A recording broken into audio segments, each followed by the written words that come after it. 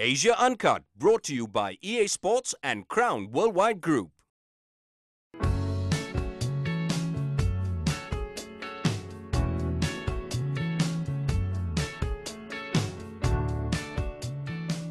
Good thing these things don't have brakes. How you doing? Would you like a soup? Don't mind us. Keep in close. Yeah. Keep close to the right. The interviewing job, they're not paying you so much. No, they are. I would keep right. You're going to lose some bras I'm here. paying them.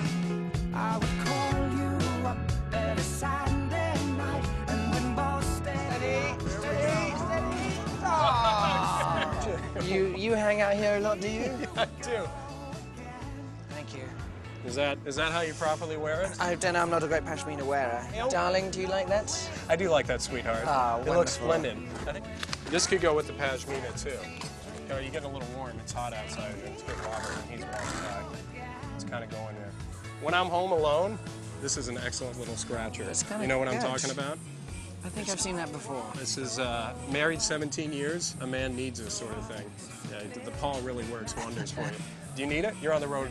I don't know what it is. Does it vibrate? Yes, it vibrates, it tickles, it's a terrific thing, and it's a good luck cat.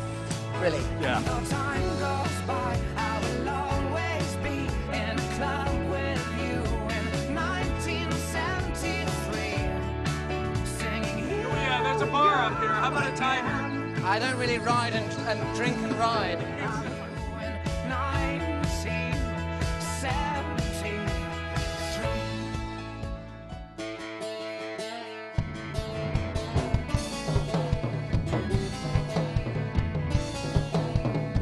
From the land of chopsticks and Nirvana, this is Asia Uncut.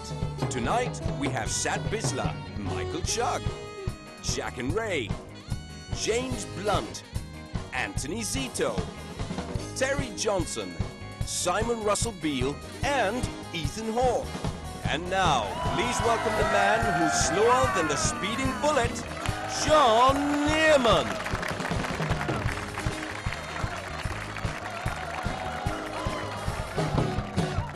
Yes! Welcome to Asia Uncut. My name is Jon Niermann, and that's right, don't try to fix that television set. It's correct, you're looking at a white man hosting a talk show in Asia! How did that happen? In fact, I'll prove it to you right now. Ready? You guys play me something we'll get jiggy with it?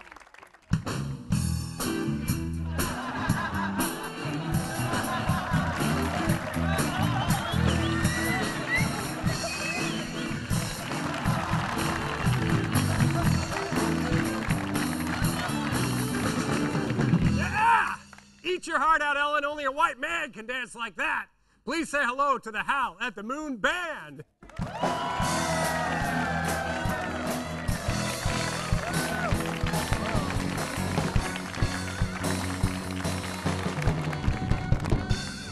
Hey, I'll be right back.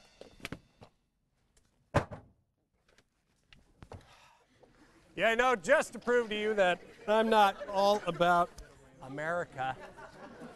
Baseball, schmaceball. We're going to be doing ourselves a little cricket tonight here on Asia Uncut. Give me a middle stump, please. Can't be that hard.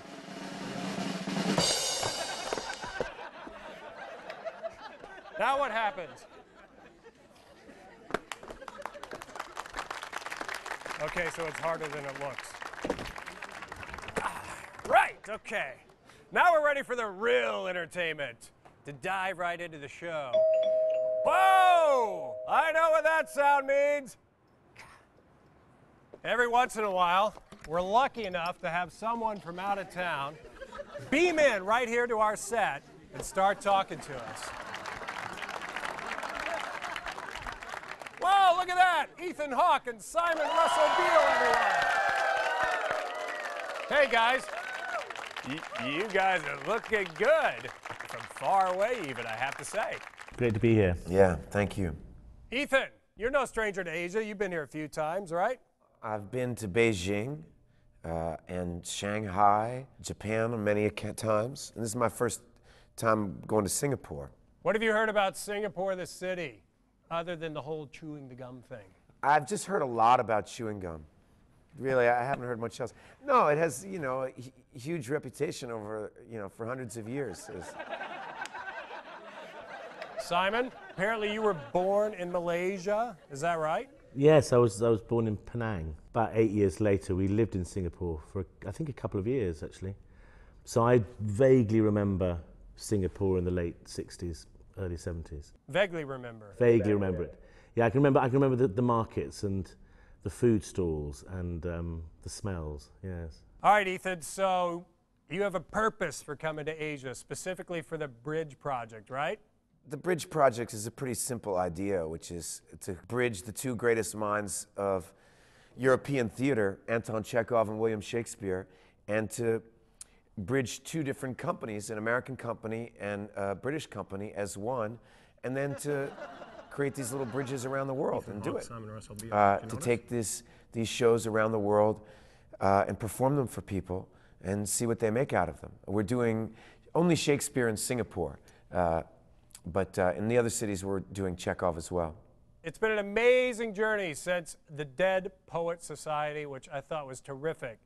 Yeah, it was kind of an incredible experience to be 18 years old and get to make a movie with that kind of talent, surrounded by those kind of people, and more particularly, the sentiment of that movie, Carpe Diem, the kind of passion for life and the passion for art that movie is the thesis statement of that film. Was an incredible experience to be around as an 18-year-old. That's the first time I heard of Carpe Diem. Before that, I thought I meant fish of the day.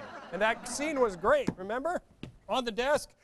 Oh, Captain by Captain. I like that. That was pretty cool. Anyway, so I saw an interesting quote. You tell me if this is correct. When you say, as being an actor, it's not about being liked on screen, it's about making things interesting.